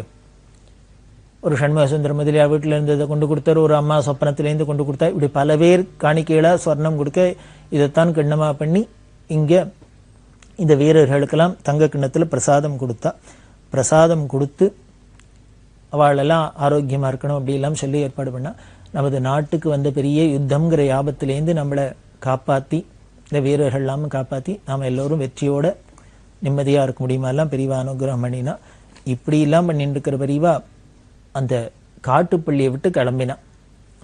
காட்டுப்பள்ளியை விட்டு கிளம்பி இந்த தீபாவளி இதெல்லாம் ஆனதுக்கு அப்புறம் காட்டுப்பள்ளியிலேருந்து கிளம்பி வந்தா அப்பதான் முன்னாலேயே சொன்னேன், அந்த காட்டுப்பள்ளி எவ்வளவு தனக்கு ரொம்ப பிடிச்சது, ரம்மியமான இடமா இருந்தது அப்படின்னு பத்திரிகைகளாம் சொல்ல பெரியவா திருப்பி அங்கேருந்து பழவேற்காடு இன்னும் தடா முதலான இடங்களுக்கெல்லாம் யாத்திரை பண்ணிட்டு திருப்பதிக்கு போனா. திருப்பதியில போய் அங்க சுவாமி தரிசனம் பண்ணிட்டா. திருமலை, திருச்சானூர் எல்லா இடத்துலையும் தரிசனம் பண்ணிட்டா. காளஹஸ்திக்கு போனா, காளஹஸ்தியில தரிசனம் பண்ணிட்டா. அப்போ ஒரு சூரிய கிரகணம் வந்தது. இந்த சூரிய கிரகணத்துல மன்னார் போலூர் அப்படின்னு ஒரு இடம், அந்த ஆந்திரா பார்டர்ல, அதுல காளிந்தின்னு ஒரு நதி, அந்த காளிந்தியில சூரிய கிரகணத்துல ஸ்நானம் பண்ண. காளிந்தின்னு யமுனா நதிக்கு பேர், காளிந்தின்னு ஒரு பேர். நாம ஏதோ இந்த யமுனா நதி உத்தரப்பிரதேசத்துல நமக்கு வட இந்தியால இருக்குங்கிறோம், அதுக்கு சமமா இங்கேயும் ஒண்ணு இருக்கு போற இருக்கு. அது காளிந்திங்கிற நதி இங்க மன்னார் போலூருங்கிற இடத்துல இருக்கு. அதுல சூரிய கிரகணத்துல ஸ்நானம் பண்ணா. இப்படி திருப்பதி யாத்திரையெல்லாம் முடிச்சுண்டு திரும்பி சோழபுரம் வழியால மெட்ராஸ்க்கு வந்தா. திரும்பி மெட்ராஸ்ல சென்னையில நுங்கம்பாக்கத்துல ஒரு பெரிய மடாதிபதிகள் மாநாடெல்லாம் நடந்தது. அப்படி வரத்தை தான் நகரி புத்தூர் வழியால நாகலாபுரம் அப்படிங்கிற ஒரு இடம். இந்த நாகலாபுரத்துல ரொம்ப சரித்திர பிரசித்தமான இடம். அந்த நாகலாபுரத்துல கோவில் எல்லாம் இருக்கு. அதெல்லாம் பார்த்துட்டு பெரியவா சோழபுரம் வழியால வந்தா. சோழபுரம் வழியால வரத்தே காரனோடைன்னு ஒரு இடம் இருக்கு. அந்த காரனோடையில நடிகர் எஸ்.வி. சுப்பையா அவர்களோட பெரிய ஃபார்ம் ஹவுஸ் இருந்தது. இந்த எஸ்.வி. சுப்பையா பெரியவாள்கிட்ட ரொம்ப பக்தர், பரம பக்தர். பெரியவா இங்க மெட்ராஸ்ல விஜயம் பண்ணிக்கிறதுலாம் பல தரம் வந்து தரிசனம் பண்ணியிருக்கார். அந்த காரனோடையில தன்னோட இந்த ஃபார்ம் ஹவுஸ்க்கு வரணும், பெரியவா பாதம் படணும், பெரியவா பாதம் பண்ணணும் பிரார்த்தனை பண்ணிட்டு பெரியவா ஒன்றும் பதில் சொல்லல. இப்போ இந்த யாத்திரை பண்ணிட்டு வரத்தே இந்த காரனோடையில போய் 1965 வருஷம் டிசம்பர் மாசம் ஒரு 5 நாள் தங்கி இருந்தா. பெரியவாள்கிட்ட ஒரு விஷயம் என்ன அப்படின்னா, நம்ம அந்தரங்கமா யாரா இருந்தாலும் சரி, எப்படி இருந்தாலும் சரி, நாம மட்டும் அந்தரங்கமா துளி பக்தி அவள்கிட்ட வச்சோம்னா நம்ம என்ன ஆசைப்பட்டாலும் அதை நிறைவேற்றி வைப்பா. சோழபுரம் வந்தா அப்படின்னு பார்த்தோம். இந்த சோழபுரத்துக்கு வரணும். சோழபுரம் தான் அங்கங்க எங்கேயோ ஒரு இடத்துல தங்கி தங்கி பூஜை எல்லாம் நடத்தினால கேம்ப் ஒவ்வொரு இடத்துல தங்கி பூஜையெல்லாம் முடிச்சுன்னு தானே கிளம்ப முடியும். அங்க சோழபுரத்துல ஒரு பக்தா காரடையார் நோன்பு அப்படின்னு சொல்லுவா. அந்த காரடையார் நோன்பு எப்போ வேணா, எப்போ மாசம் மாசியும் பங்குனியும் கூடுற சமயத்துல ஸ்திரீகள்லாம் சுமங்கலிகள்லாம் நோன்பு பண்ணி சாவித்திரி சத்தியமான மீட்ட தினம் அப்படிங்கிறதுனால அதுல காரடையா நோன்பு பண்ணி இந்த மாசி பங்குனி கூட்டுற நோன்புன்னு சொல்லி சரடெல்லாம் கட்டின்னு அதை ரொம்ப தீர்க்க சுமங்கலித்தையா கொண்டாடுவா. அந்த ஒரு காரடையா நோன்பு அன்னைக்கு வரப்போறா. காரடையா நோம்புக்கு மறுநாள் வரப்போறா. அந்த காரடையா நோம்பு அன்னைக்கு அந்த சோழவரத்துல இருந்து ஒரு பக்தா, அந்த அம்மா என்ன பண்ணிருக்கா, அது எப்போ மாசம் பிறக்கிறதோ அப்பதான் நோன்பு பண்ண முடியும், அது வரைக்கும் அடியா இருப்பா. சாயந்தரம் தான் மாசம் பிறக்க போறது. இந்த அம்மா நோன்புக்கு எல்லாம் ரெடி பண்ணிட்டு மத்தியானம் அப்படியே உட்கார்ந்து இருக்கிறதே சீதா அப்படியே கண்ணை அசைந்திருக்கா. அப்போ ஒரு கனவு மாதிரி. அதுல என்னன்னா, பெரியவா திடுதிடுன்னு வீட்டு வாசல்ல இருந்து நிக்கிறாப்புல.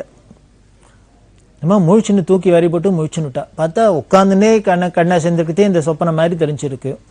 அந்த அம்மாவுக்கு ஆச்சரியம், என்ன பெரியவா நம்ம வீட்டுக்கு வராப்புல கனவு, பெரியவா எங்க நம்ம வீட்டுக்கெல்லாம் வரப்போறா அப்படின்னு நினைச்சுட்டே இருக்கா. இப்படி நினைச்சுட்டே இருக்கிறதையே கொஞ்ச நேரத்துல வாசல்ல ஒருத்தர் வந்து நான் மடத்திலேருந்து வரேன், பெரியவா பக்கத்து ஊர்ல இருக்கா, நாளைக்கு இந்த ஊருக்கு வரப்போறா, இங்க வந்தா உங்க வீட்டுல தங்கலாமான்னு கேட்கிறா. பெரியவா இங்க பூஜை வச்சுன்னு தங்கினா நீங்க ஏதானும் அக்கம் பக்கத்துல, ஏன்னா பெரியவா ஒரு இடத்துல இருந்தா அந்த வீட்டுல இருக்கிறவெல்லாம் அந்த வீட்டை ஒழிச்சு கொடுத்துட்டு போயிடும், அவளும் அங்க சேர்ந்து இருக்க முடியாது. அதனால வேற எங்கேயான பக்கத்துல தங்கறதுக்கு உங்களுக்கு இடம் இருக்கா, இந்த வீட்டுல வந்து தங்கலாமான்னு பெரியவா கேட்கிறானோ. இந்த அம்மாவுக்கு ஒரே ஆச்சரியம். பகல் கனவு பலிக்காதும்பா. இப்ப என்னடான்னா பகல்ல தான் உட்காந்து பெரியவா நம்ம வீட்டுக்கு வராப்பல கண்ண சந்தர சமயத்துல கனவு கண்டோம், அடுத்த நிமிஷமே பலிச்சு கொடுத்தோம். அப்படி வந்து மடத்துலேருந்து வந்து கேட்கறன்னு இந்த அம்மாவுக்கு ஒரே ரொம்ப சந்தோஷப்படாயிடும். அவசியம் வரட்டும், எங்களுக்கு பெரிய பாக்கியம், நாங்க எங்கேயான அக்கம் பக்கத்துல போய் இருக்கோம் அப்படின்னு சொல்ல மறுநாளைக்கு பெரியவா வந்து அந்த வீட்டுல பூஜை எல்லாம் பண்ணி அங்க தங்கி இருந்து சோழவரத்துல, அதுக்கப்புறம் அடுத்த கேம்புக்கு போறா. பெரியவா பாதுகையை போட்டுன்னு போறாளே, இந்த அம்மா பார்த்துட்டு தரிசனம் பண்ணிட்டே இருந்தா. அந்த அம்மாவுக்கு மனசுல ஒரு ஆசை, பெரியவா அப்படி பாக்கியம் பரம பாக்கியம், எல்லாரும் அவ வீட்டுக்கெல்லாம் கூப்பிடுறா, பெரியவா எங்க போறாளோ வராளோ தெரியல, நம்ம ஒண்ணுமே கூப்பிடாதே நம்ம வீட்டுக்கு வந்துட்டாளே பெரியவா அப்படின்னு. இந்த பெரியவா வந்தது ஞாபகம், நித்தியம் பெரியவாளை பாதுகையான பூஜை பண்ணும் அப்படின்னு ஆசைப்பட்டு காலையை பார்க்கறது. பெரியவா என்னமுன்னா, என்ன இது ஆசையா இருக்கா, வேணுமா வச்சுக்கோ அப்படின்னு இந்த பாதுகையை அந்த வீட்டிலேயே கொடுத்துட்டு வந்துட்டா. இப்படி சோழவரம் அங்கேருந்து இப்படி யாத்திரை பண்ணிட்டு பெரியவா திருப்பி மெட்ராஸ்க்கு வந்தா, நுங்கம்பாக்கத்துக்கு வந்தாலும். இந்த நுங்கம்பாக்கத்தில் இருக்கிறதே தான் கூடலி சிங்கேரி சுவாமிகள் வந்து பெரியவாளை தரிசனம் பண்ணிட்டார். இந்த கூடலி சிங்கேரி சுவாமிகள் அப்படிங்கிறது கூடலின்னு கர்நாடகத்துல ஷிமோகாக்கு பக்கத்துல இருக்கு. கூடலி அப்படின்னாக்க கூடுற இடம் சங்கமம்னு அர்த்தம். துங்கான்னு ஒரு நதி, பத்ரான்னு ஒரு நதி.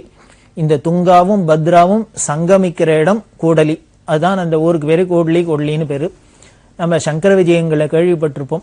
ஆதிசங்கர பகவத்பாதாள் மண்டன மிஸ்ரர வாதத்துல ஜெயிச்சுட்டு அவருக்கு சந்நியாசம் கொடுத்து தன்னோட சிஷ்யராக்கி அழிச்சுன்னு வரத்தே அந்த மண்டன மிஸ்ரரோட பூர்வாசிரம பத்னியான உபயபாரதி அப்படின்னு சொல்லக்கூடிய சரசவாணி சாட்சாத் சரஸ்வதியோட அவதாரம். இந்த மண்டன மிஸ்ரே பிரம்மாவோட அவதாரம் அப்படின்லாம் பார்க்கிறோம். அந்த சரசவாணி கிளம்புறதுக்கு சரஸ்வதி தன்னோட பிரம்மலோகத்துக்கு போறதுக்கு இருக்கிறதே தான் ஆதிசங்கர பகவத்பாதாள் இந்த சரஸ்வதியை இங்கேயே இந்த பூலோகத்துல பிரதிஷ்டை பண்ணி எல்லாருக்கும் அனுகிரகம் பண்ணணும்னு பிரார்த்தனை பண்ண. அந்த அம்மா சொன்னா, நான் உன் பின்னாலே நடந்து வரேன், ஆனா நீ திரும்பி பார்க்கக்கூடாது, திரும்பி பார்த்தீங்கன்னா அந்த இடத்துலயே நின்றுடுவேன் அப்படின்னு சொல்ல பகவத்பாதாள் தென் திசையை நோக்கி நடந்து வரத்தே தான் இந்த துங்கபத்ரா நதி கரையில வரத்தே இந்த மண்ணில காலு புதஞ்சத்தினால சரஸ்வதி வரது அந்த சலங்க சத்தம் ஆச்சாரியாளுக்கு கேட்கல. எப்படி ஆச்சாரியால் பின்னால சரஸ்வதி வரத்தை கண்டுபிடிச்சான்னா காலில் உள்ள சிலம்பு சத்தத்தை கழிச்சுதான் பின்னால் நடந்து இருக்கான்னு கண்டுபிடிச்சார். இந்த மணல்ல நதிக்கரையில் நடந்து வரத்தே காலு மண்ணில் பதியறதே இந்த சிலம்பு சத்தம் கேட்காது. திரும்பி பார்த்த இடத்துல அப்படியே நின்னுட்டா. அப்படி பகவத்பாதாள் சரஸ்வதியை திரும்பி பார்த்து அந்த இடத்துல நின்னது அப்படி எந்த இடத்துல, இந்த துங்கபத்ரா நதிக்கரையில கூடலிங்கிற இடத்துல. அங்கதான் சாரதையா அம்பாளை பிரதிஷ்டை பண்ணி இன்னைக்கும் பார்த்தீங்கன்னா இந்த கூடலியில நின்ன இடத்துலயே அப்படியே சரஸ்வதி இருக்கா. ஒரு பக்கம் துங்கா ஒரு பக்கம் பத்ராங்கிறது. அந்த துங்கபத்ரா நதிக்கரையில கூடலிங்கிற இடத்துல ஆதிசங்கர பகவத்பாதாள் சாரதையை பிரதிஷ்டை பண்ணி அன்னியிலேருந்து 2500 வருஷமா அங்க ஒரு பாரம்பரியமா சங்கராச்சாரிய மடமும் இருந்து வருது. அந்த கூடலி சிங்கேரி, அந்த கூடலி சிங்கம் அந்த சங்கராச்சாரிய மடத்த ஆச்சாரியால் தான் இங்க பெரியவாளை வந்து சந்திச்சர். அதுக்கப்புறம் பின்னால காஞ்சிபுரத்திலேயே வந்து சந்திச்சிருக்கார். இப்படி பல மகான்களாமும் பெரியவாளை வந்து சந்திக்க பெரியவாளோட இந்த யாத்திரை தொடர்றது. பெரியவா சரணம். இந்நிகழ்ச்சியின் அடுத்த பகுதி நாளை மாலை இதே நேரத்தில் ஒளிபரப்பாகும். பெரியவா சரணம். பெரியவா சரணம். அடுத்த நிகழ்ச்சி திருவாசக இன்னிசை. வழங்குபவர் ஸ்ரீ சத்குருநாத தேசிகர் அவர்கள். பெரியவா சரணம். திருச்சிற்றம்பலம். ஆசைப்பத்து கருடக் கொடியோன் காணமாட்டா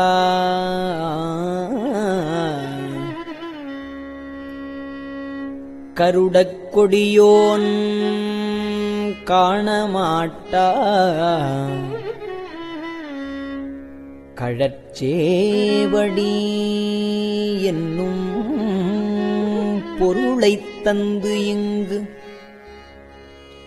என்னை ஆண்ட புல்லாமணியேயோ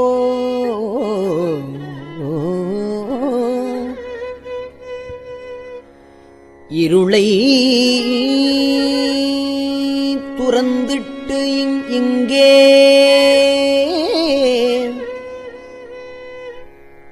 இருளை துறந்திட்டு இங்கே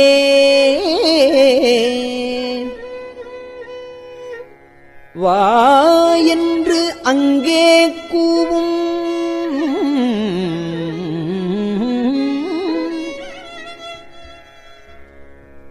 அருளைப் பெறுவான்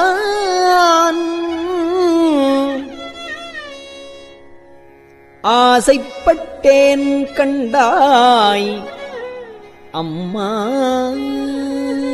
அம்மானே.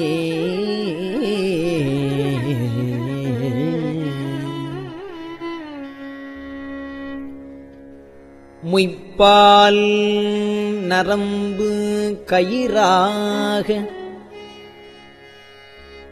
மூளை என்பு தோல் போர்த்த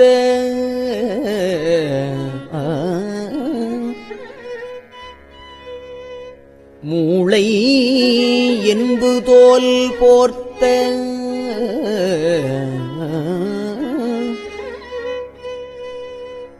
குப்பாய் அம்புக்கு இருக்ககில்லேன்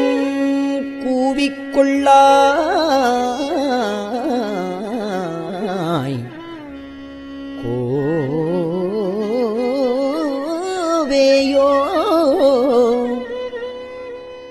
எப்பாலவர்க்கும் அப்பாலாம் என்னாரமுதேயோ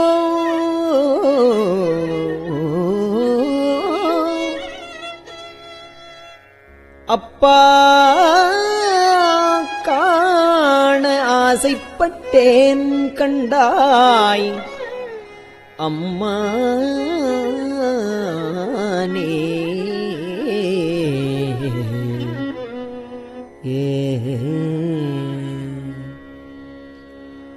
சீ ஆர்ந்து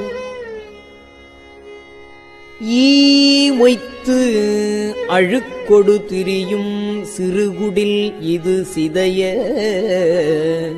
கூவாய் கோவே கூத்தா காத்து ஆட்கொள்ளும் குருமணியே தேவா தேவர்க்கு அறியானே சிவனே சிறிது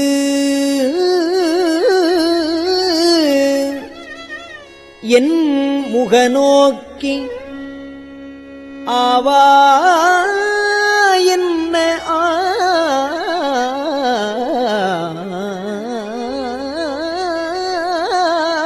ஆசைப்பட்டேன் சிறிது என் முகநோக்கி ஆவா என்ன ஆசைப்பட்டேன் கண்டாய் அம்மானே.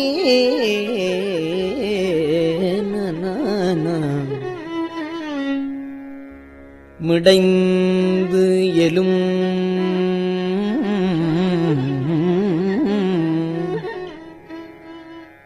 மிடைந்து எலும்பு ஊத்தை மிக்கு அழுக்கு ஊரல் வீரிலி நடைக்கூடம் தொடர்ந்து எனை நலிய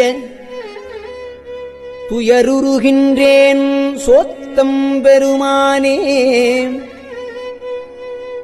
துயருருகின்றேன் சோத்தம் எம்பெருமானே உடைந்து நைந்து உருகி உன்னொளி நோக்கி உன் திருமலர்பாதம் மலர்பாதம் அடைந்து நின்றிடுவான் ஆசைப்பட்டேன் கண்டாய் அம்மானே.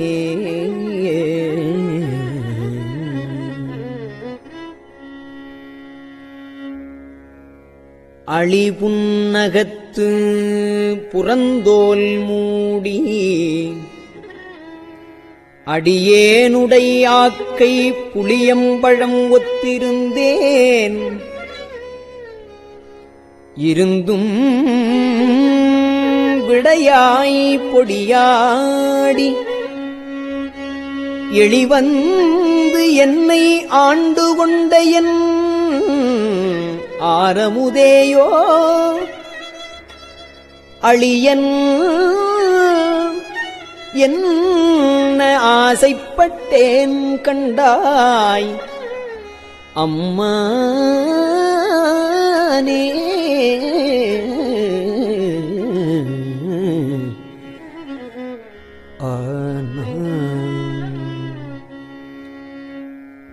எய்த்தேன் நாயேன் இனி இங்கு இருக்ககில்லேன் யுவாழ்க்கை வைத்தாய் வாங்காய் வானோர் அறியா மலர்ச்சேவடியானே.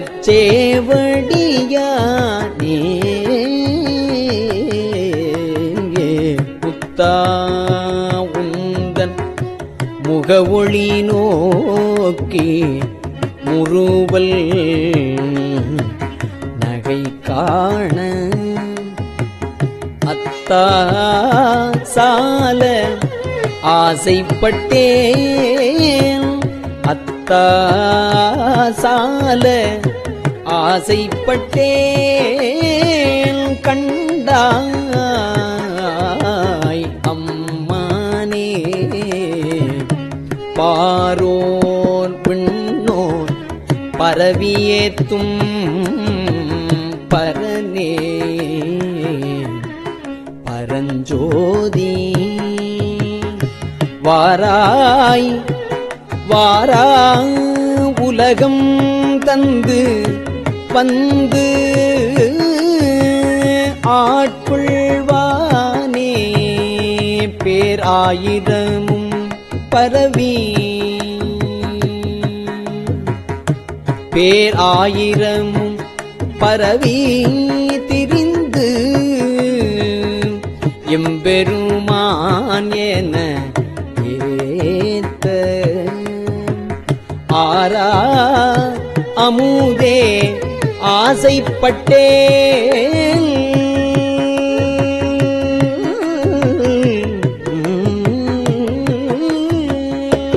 ஆரா அமுதே ஆசைப்பட்டேன் கண்டாயம்மானே.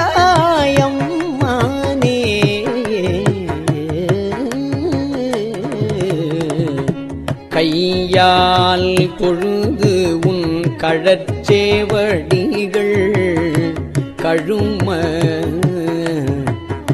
தழுவிக்கொண்டும் கையால் தொழுது உன் கழற்சேவடிகள் கழும தழுவிக்கொண்டும் எய்யாது என்றல் தலைமேல் வைத்து எம் பெருமான் பெருமான் என்று ஐயா என்றன் வாயால் அரற்றி ஐயா என்றன் வாயால் அரற்றி அழல் மெழுகு ஒப்ப ஐயாற்றுகரசே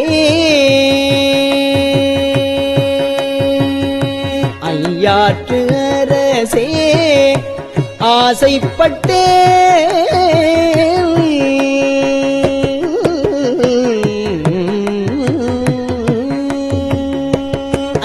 ஐயாற்றுகரசே ஆசைப்பட்டேன் கண்டாய்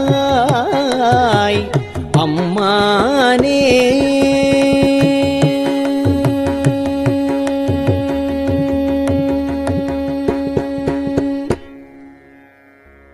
செடியாறு ஆக்கை திறம் மரவீசி சிவபுர நகர்வுக்கு கடியார் சோதி கண்டு கொண்டு என் கண்ணினை களி கூற படிதான் இல்லா பரம்பரனே உன் பழ அடியார் கூட்டம் அடியேன் காண ஆசைப்பட்டேன் கண்டாய் அம்மானே.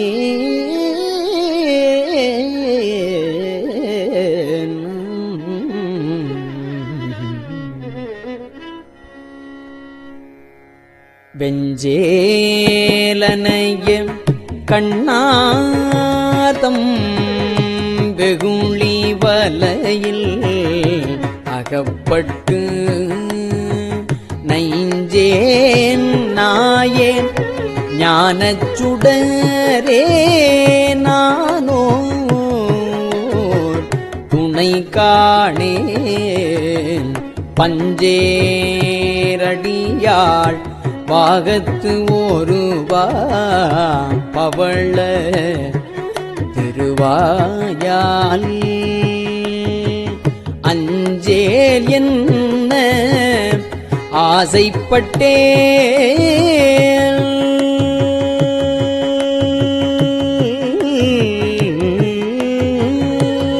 அஞ்சேல் என்ன ஆசைப்பட்டேன் என்ன ஆசைப்பட்டேன் கண்டாய் அம்மானே.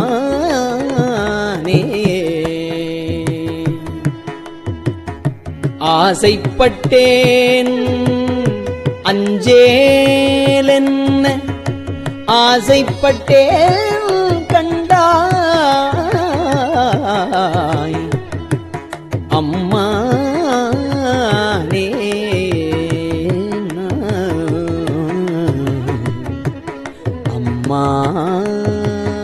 அம்மானே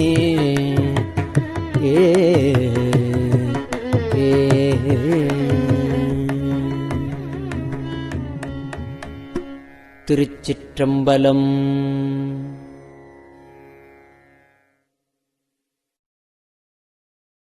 பெரியவா சரணம். இந்நிகழ்ச்சியின் அடுத்த பகுதி நாளை மாலை இதே நேரத்தில் ஒளிபரப்பாகும். பெரியவா சரணம். பெரியவா சரணம். பெரியவா வானொலியின் இன்றைய நிகழ்ச்சிகளின் நிறைவாக திருப்பொன்னூசல் வழங்குபவர் சத்குருநாத தேசிகர் அவர்கள். பெரியவா சரணம். திருச்சிற்றம்பலம். திருப்பொன்னூசல் சீரார் பவளம் கால் முத்தம்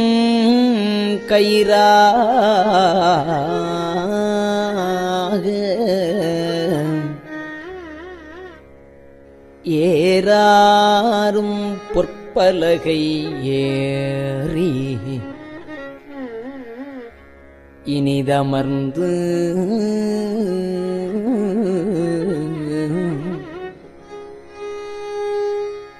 சீரார் பவளம் கால்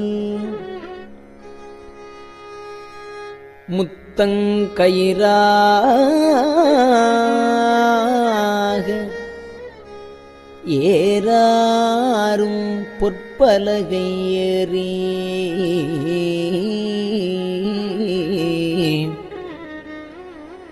இனிது அமர்ந்து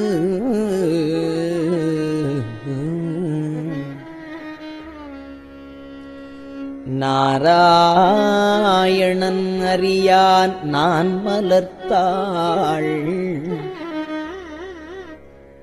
நாராயணன் அறியான் நான் மலர்த்தாள் நாயடியேற்கு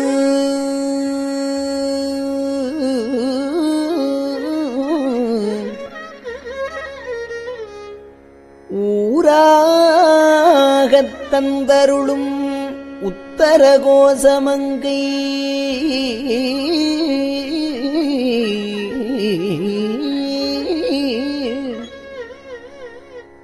ஆறாமுதின்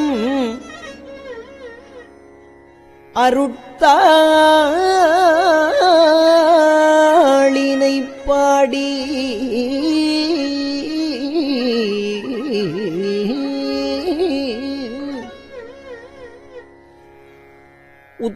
உத்தரகோசமங்கை ஆறாமுதில்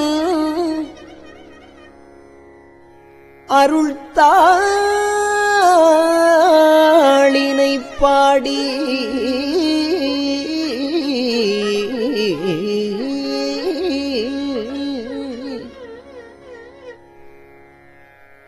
போரார் வேர்க்கண்மடவி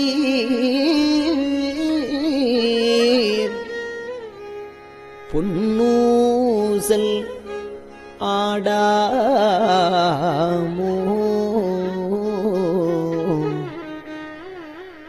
போரார் வேர்க்கண்மடவி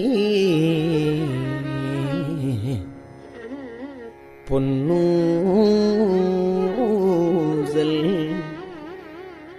ஆடாமோ.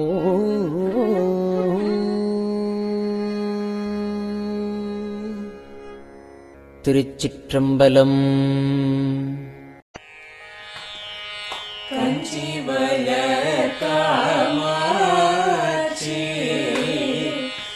குழந்தாய் சங்கரரே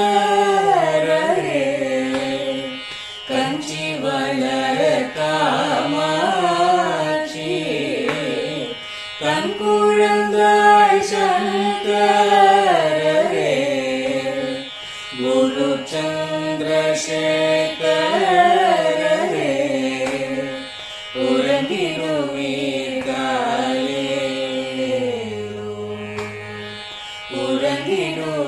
உறங்கிடுவீர்களே.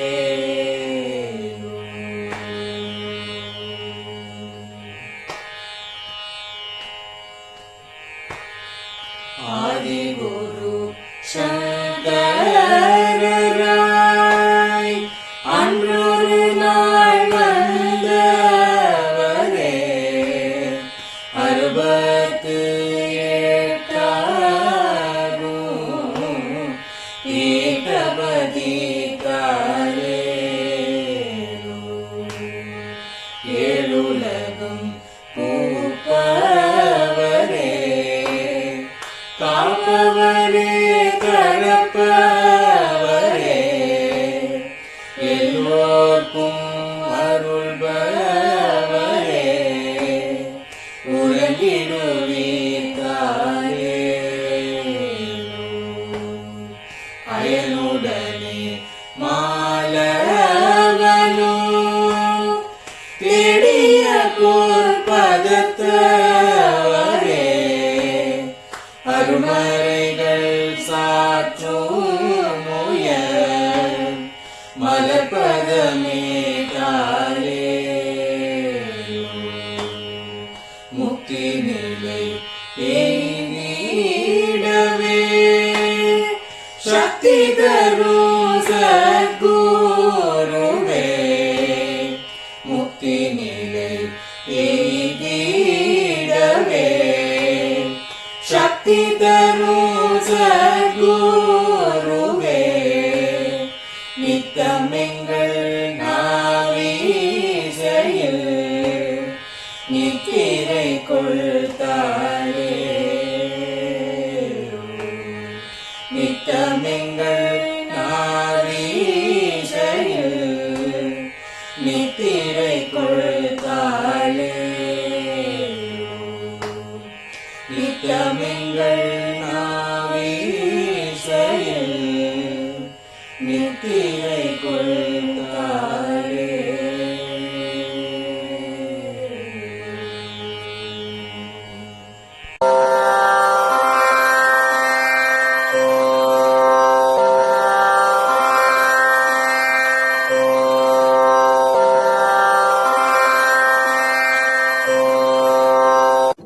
பெரியவாசரணம். பெரியவா வானொலியின் மாலை நிகழ்ச்சிகள் இத்துடன் நிறைவடைகின்றன. எமது அடுத்த ஒளிபரப்பு நாளை காலை இந்திய நேரப்படி 6 மணிக்கு துவங்கும். பெரியவாச்சரணம்.